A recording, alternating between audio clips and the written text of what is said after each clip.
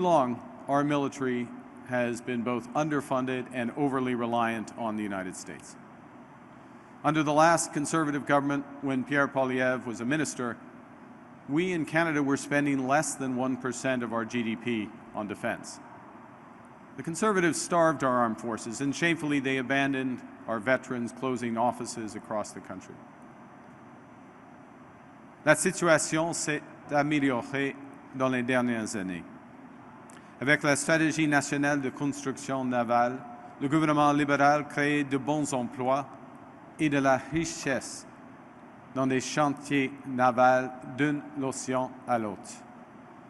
C'est notamment le cas au Québec, depuis que nous avons renversé la décision du précédent gouvernement conservateur qui avait injustement exclu le chantier des vies. Le gouvernement modernise le NORAD en investissant de nouvelles technologies et en travaillant avec de nouveaux partenaires. Pardon. Le gouvernement défend le Nord et ceux qui y vivent avec de nouvelles installations militaires et une présence accrue des forces armées canadiennes. Since the end of the Harper Poilievre Conservative government, defense spending has more than doubled. But it's still not enough for the new world we live in. Nous devons en faire plus, et c'est pourquoi j'ai annoncé notre plan pour les forces armées canadiennes, c'est-à-dire de rebâtir, réinvestir et réarmer.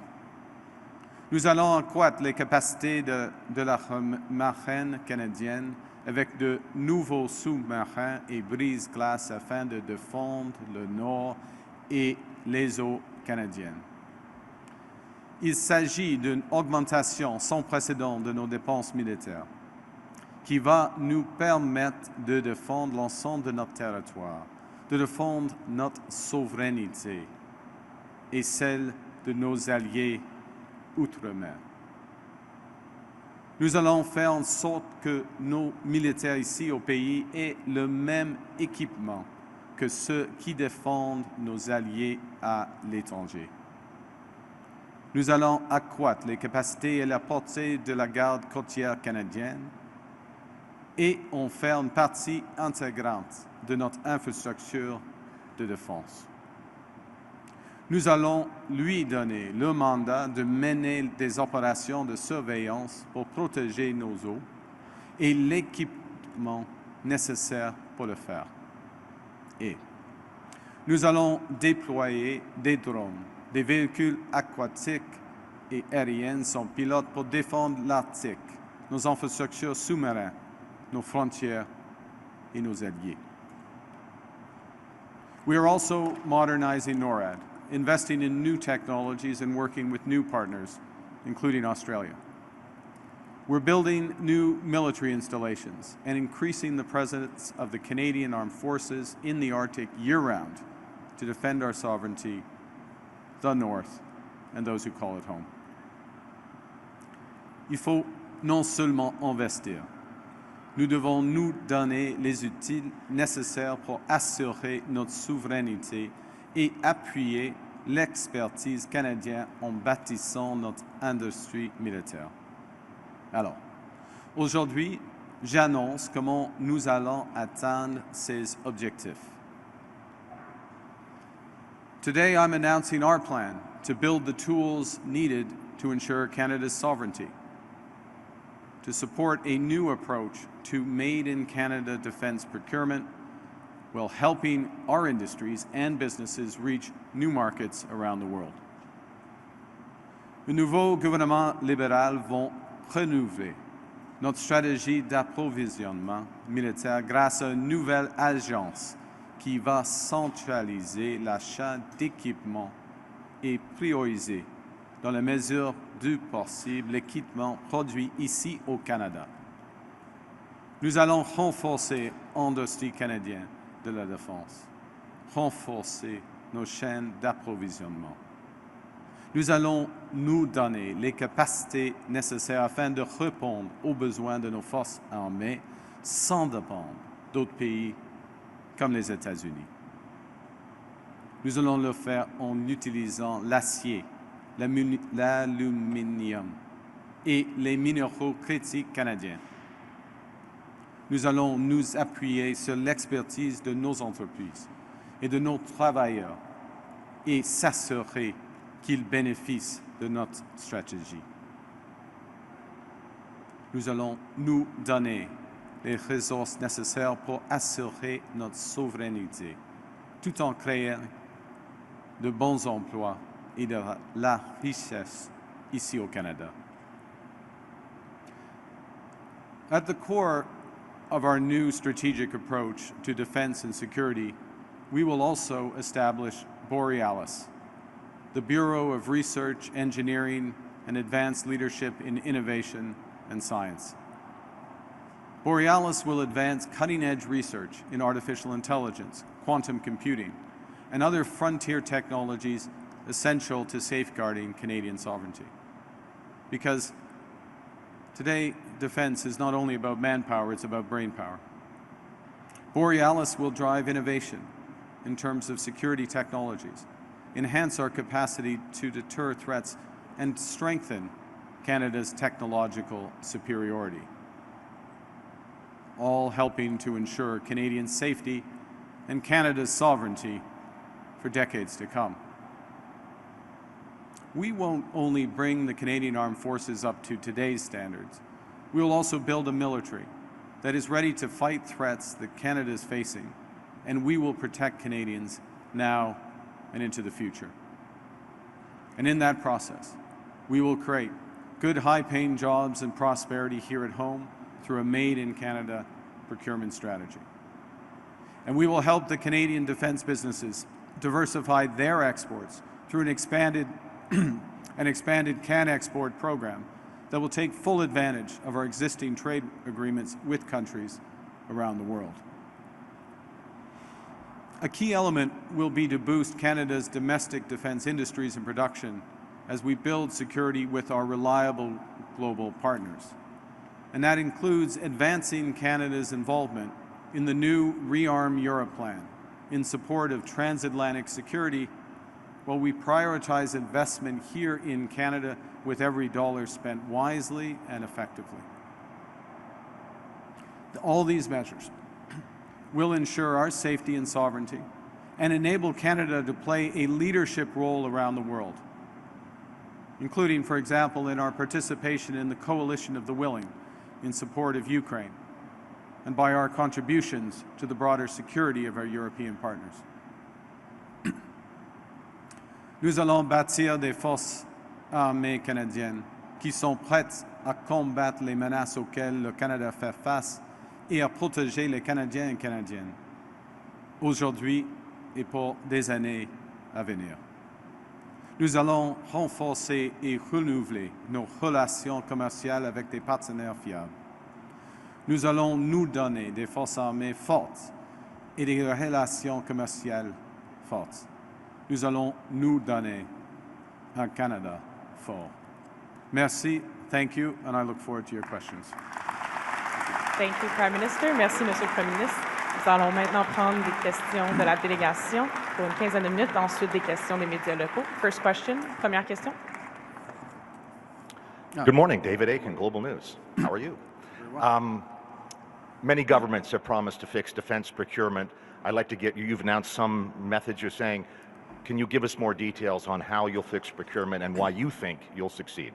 I think thank you for asking a process question, because sometimes at the core of government, we really do, in fact, all times, we need to distinguish between announcements and what actually happens and how you actually get results. So this is very much, a lot of this is about process. And the first thing is to take procurement into a new, defense procurement into a new centralized agency. So that there's a focus on delivering the security that Canadians need with the equipment that we need, to provide that agency with greater powers and flexibility so that there are exceptions, for example, with respect to the level of competition that's required in terms of defense contracting, speed with which contracts can be struck, integration and a priority put on Canadian suppliers and Canadian supply chain that's going to deliver it. And then as well, integrating, and this was one of the points I made towards the end, and this is, I think, very important, integrating with the new approach that's being developed in Europe, in the European Union, so-called ReArm Europe. It may be rebranded, but ReArm Europe, which is a major defense initiative. And we've been talking directly to our European partners, both at the national level, the French government, for example, and the European level, to ensure that Canada, or to enable Canada to be part of that process so that we are part of that entire defense supply chain. Obviously, we get economies of scale, economies of scope, efficiencies from that, but we diversify our reliable partners. So there's change to process in terms of speed, scale, expertise, and there's change to the relationships in terms of, or there's development of relationships with new, very large, reliable partners that we come through. Follow-up? Campbell Clark, the Globe and Mail. You've talked about a made-in-Canada defense procurement. You've put the F-35 acquisition under review. The CEO of this company, Bombardier, has raised concerns about that, about losing reciprocity and access to the U.S. market for their products. There's a U.S.-Canada defense agreement that allows Canadian companies to bid on U.S. military contracts. So will your policies lead to Canadian companies losing access to U.S. defense bidding? That's thank you, Mr. Clark, for that question. Look, the intention is not for that, but the intention is also to recognize, and our duty, I think, is to recognize how the relationship, both economic and defense and security relationship with the United States, is shifting. As there's greater emphasis in the United States on domestic industrial strategy and a host of areas, that has implications for the way we approach our defense procurement. There's an enormous opportunity as well as we dramatically increase our defense spending to ensure that as much as possible we have the maximum economic benefit here in Canada through great companies such as Bombardier, but many others from CAE and others across the defense supply chain. We will have, this is one other reason, as if we needed another reason, one other reason why the upcoming negotiations with the Americans on a new economic and security partnership that President Trump and I agreed on, why that is so important, and why it's important who's at the table, and that when Canada arrives at that table, that there is a comprehensive made-in-Canada approach to our interests, so that we're negotiating on behalf of the biggest impact for Canada. En ce qui concerne en français ici, les relations commerciales, économiques et sécuritaires avec les États-Unis changent, tout le monde le sait. Et par conséquent, il est nécessaire d'avoir une stratégie industrielle canadienne,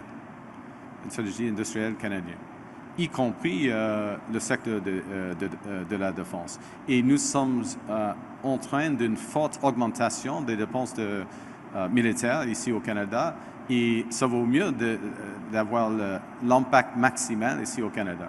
Mais tout est dans un contexte d'une négociation qui aura commencé au début de mai. C'est la négociation que M. Trump et moi nous sommes d'accord. Nous venons d'avoir un accord sur cela. Et c'est une des raisons, c'est important d'avoir un gouvernement canadien avec une stratégie militaire, sécuritaire, économique, industrielle, afin de promouvoir la prospérité et la sécurité du Canada. Merci.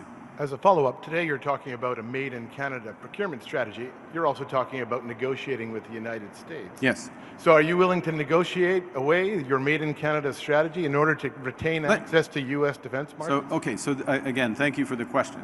So let me give an example specifically, if I may draw on the situation here. So what's happening, and it's a very fluid trading situation, as you know, with the United States.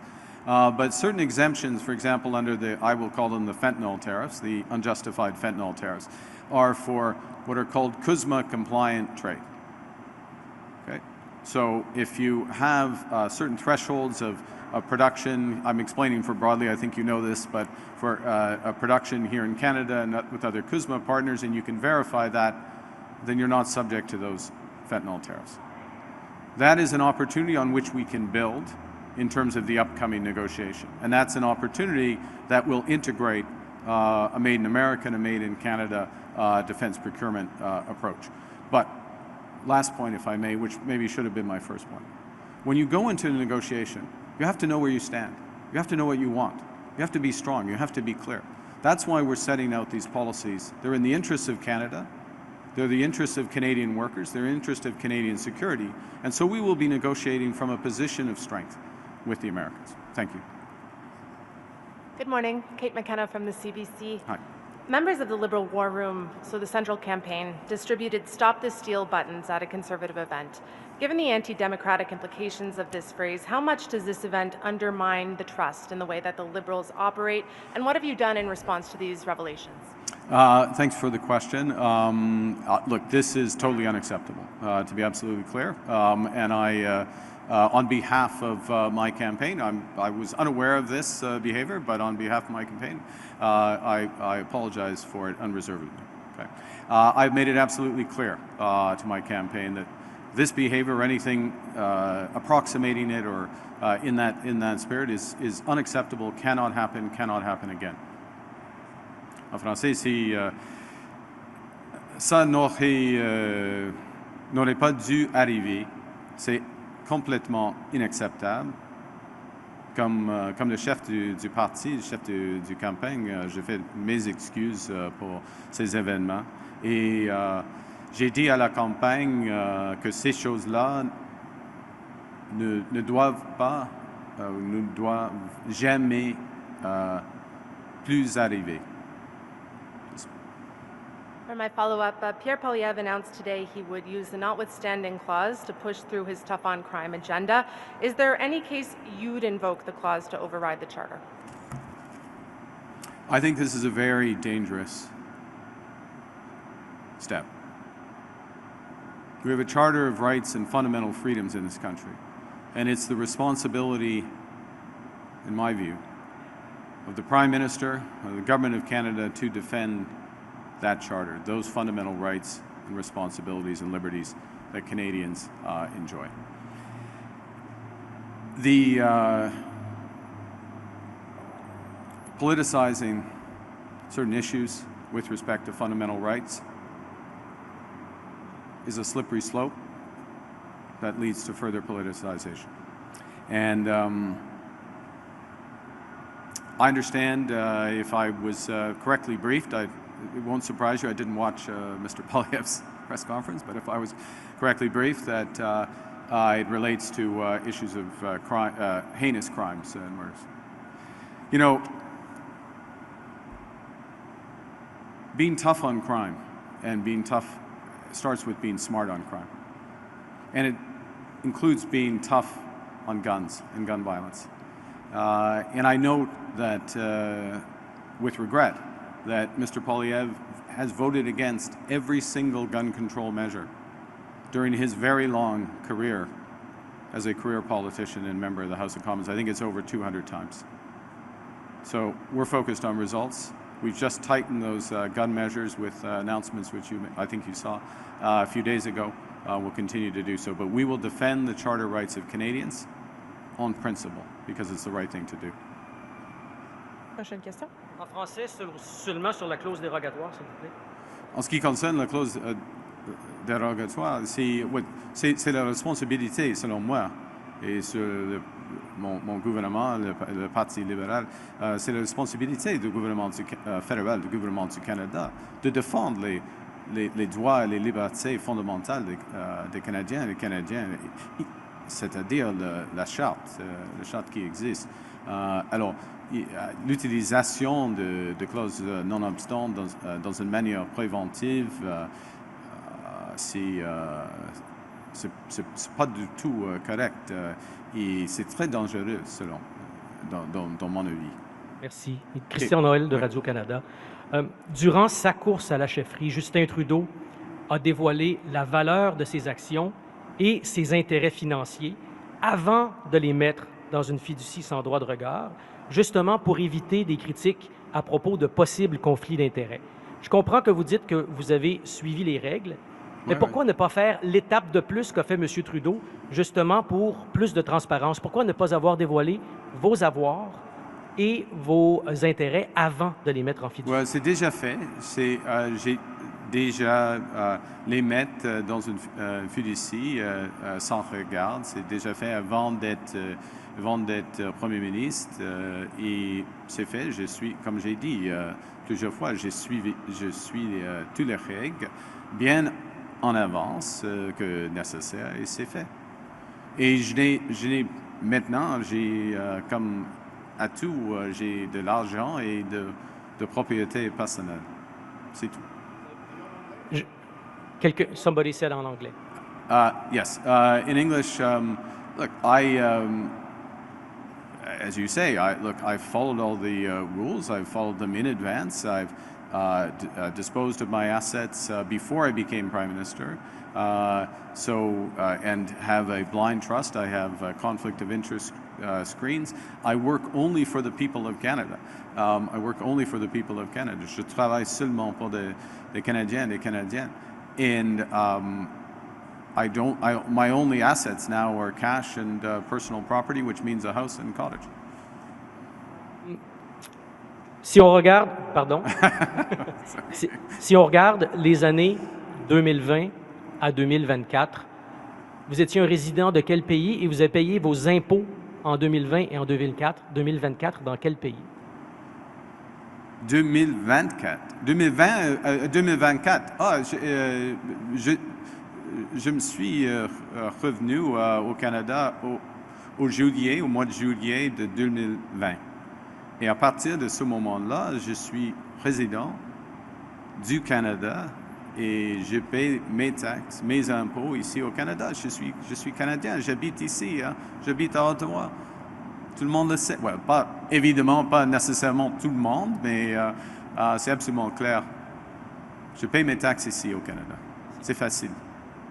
Prochaine question. Ouais. Bonjour, M. Carney. Bonjour, Madame. Hélène Moka de la presse canadienne.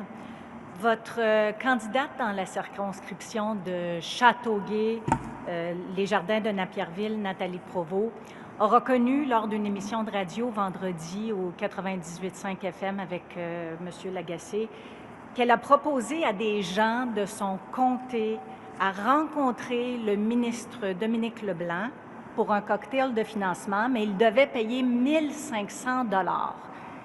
Est-ce acceptable selon vous? Êtes-vous à l'aise avec cette façon de faire pour du financement libéral?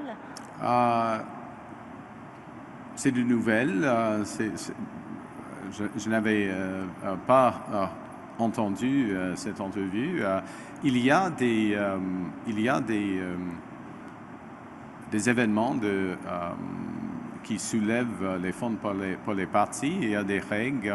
Il faut dévoiler bien en avance l'événement et il y a des règles et j'assume toutes les règles ont été suivies dans ce cas, mais j'en ai pas de renseignements sur votre question, plus que ça. Mais j'estime Madame Provost, elle est une candidate exceptionnelle et le Parti libéral et puis je dis le Canada ont de la chance qu'elle se présente dans cette élection. Nous allons prendre une dernière question de la délégation avant. Et vous avez dit pendant votre discours que le... Je m'excuse. OK. Bon, et vous avez dit pendant votre discours que le président Trump s'attaque aux travailleurs canadiens, comme ici, chez Bombardier. Ne craignez-vous pas des représailles sur les commandes de Bombardier aux États-Unis si le Canada annule l'achat de plusieurs avions de chasse F-35? Non. Dans un mot, non. Parce que notre vue va être prudente, équitable, dans les intérêts du Canada, y compris d'autres relations avec les Américains. Le point clé est il y aura une négociation globale avec les Américains. entre le Premier ministre du Canada et le Président des États-Unis qui commencera au début dans 2 semaines. Ça arrive, ce moment arrive. Et qui va être à la table pour le Canada? Moi ou quelqu'un d'autre?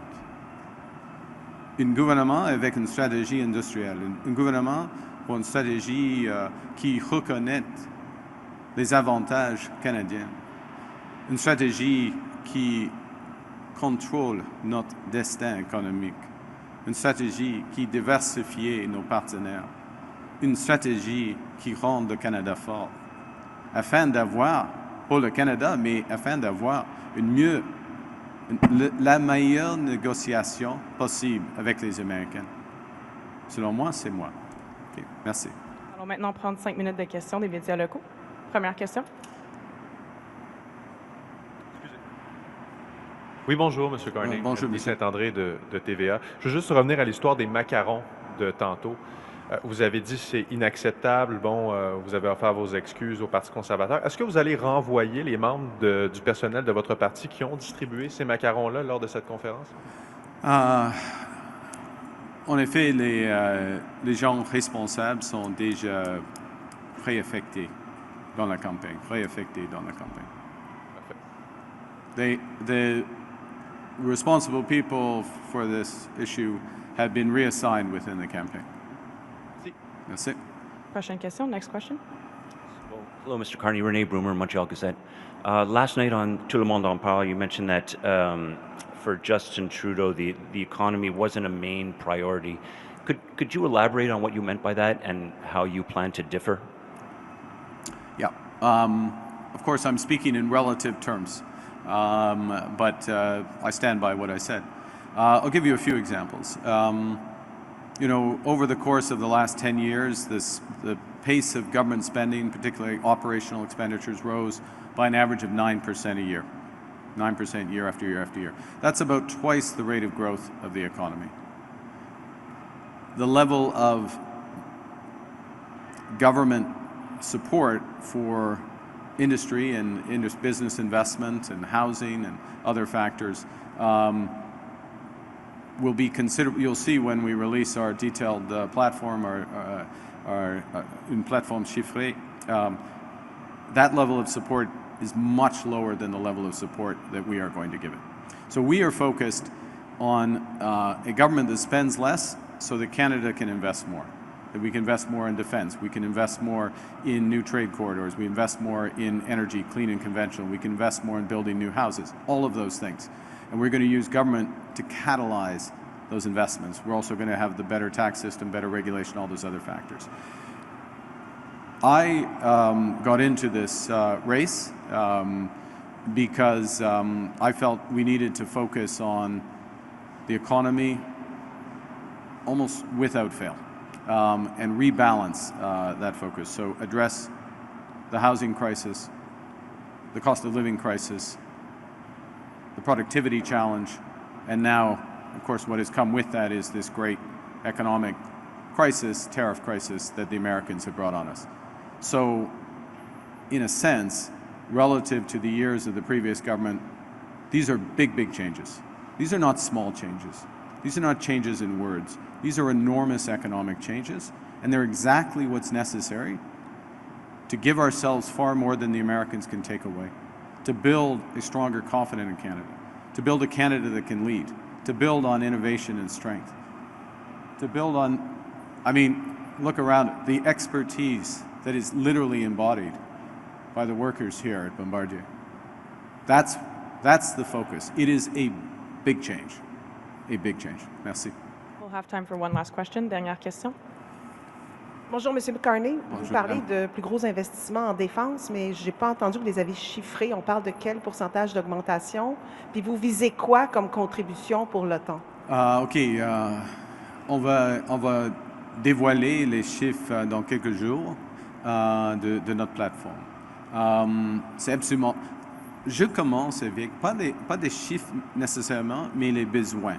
Les besoins du Canada, des besoins de sécurité, des besoins industriels, des besoins des jobs et la prospérité ici au Canada. Mais ça, c'est clair. Une chose est claire, le chiffre, les dépenses militaires vont être plus haut que 2%, 2 points de pourcentage du PIB dans quelques années. Ça arrive rapidement parce que c'est nécessaire. C'est nécessaire pour notre sécurité. Mais on peut le faire dans une manière qui rende un fort accroissement à notre industrie, qui vont créer des bons jobs ici à Montréal, à travers le Québec, à travers le Canada. Merci. The question, with respect to defense spending, I don't start with a percentage of GDP or what can be an arbitrary figure, but what do we need? What do we need as a country? We need to reinforce our security in the Arctic. We need to reinforce our security on the frontiers. We need to build a modern capabilities as part of our roles in things like the Coalition of the Willing. And we should do this, and this is what our plan is about, in a way that grows our economy, grows good jobs, grows strong companies, and grows in the future. Given those needs, given those priorities, I'm sure that our spending on defense, broadly speaking, will be above 2% of GDP within a few years. D'accord? C'est ce qui met fin à notre conférence de presse. This puts an end to our press conference. OK. Thank Merci you. beaucoup. Merci.